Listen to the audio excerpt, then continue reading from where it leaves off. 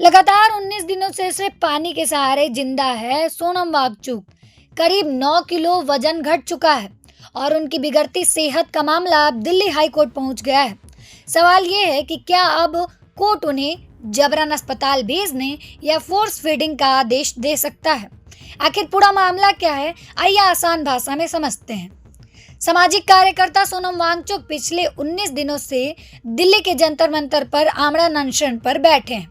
वे cockroach जनता party CJP के आंदोलन का हिस्सा है और नीट परीक्षा में गड़बड़ियों, परीक्षा प्रणाली में सुधार और केंद्रीय शिक्षा मंत्री धर्मेंद्र प्रधान के इस्तीफे की मांग को लेकर अनिश्चितकालीन भूख हड़ताल कर रहे हैं। अब उनकी बिगड़ती सेहत को लेकर मामला दिल्ली हाई कोर्ट पहुंच गया है। आज अदालत उन जनहित याचिका पर सुनवाई करेगी जिसमें केंद्र और दिल्ली सरकार को निर्देश देने की मांग की गई है कि अगर जरूरत पड़े तो सोनम वांगचुक को तुरंत अस्पताल में भर्ती कराया जाए और उनकी जान बचाने के लिए फोर्स फीडिंग यानी जबरन आहार देने की अनुमति दी जाए। याचिका में कहा गया कि लगातार भूख हड़ताल की वजह से उनकी जान को गंभीर खतरा हो सकता है और सरकार किसी भी नागरिक को इस तरह मौत के मुंह में नहीं जाने दे सकती। यही वजह है कि अदालत ने मामले को गंभीर मानते हुए केंद्र और दिल्ली सरकार से जवाब भी मांगा है। उधर सीजेपी का दावा है कि अनशन के 18वें दिन सोनम वांगचुक का करीब 8.9 किलो वजन कम हो चुका है। अब उनका वजन सिर्फ 57.15 किलो रह गया है।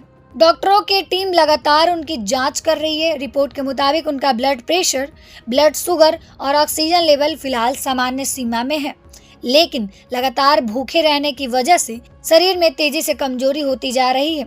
इस बीच सीजेपी ने सरकार पर आंदोलन को नजरअंदाज करने का आरोप लगाया। संगठन का कहना है कि छात्रों के भविष्य और शिक्षा व्यवस्था को लेकर उठाए जा रहे सवालों का जवाब देने के बजाय सरकार चुप्पी साधे हुए है।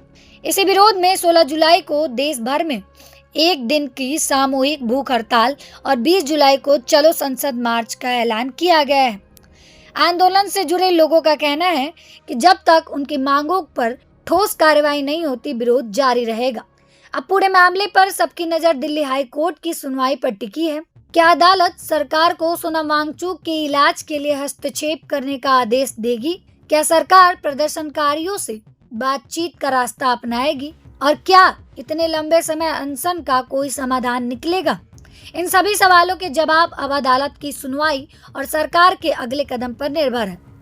फिलहाल सोनम वांगचुक का अनशन जारी है और देश भर की नजरें आज कोर्ट की सुनवाई पर टिकी हुई है।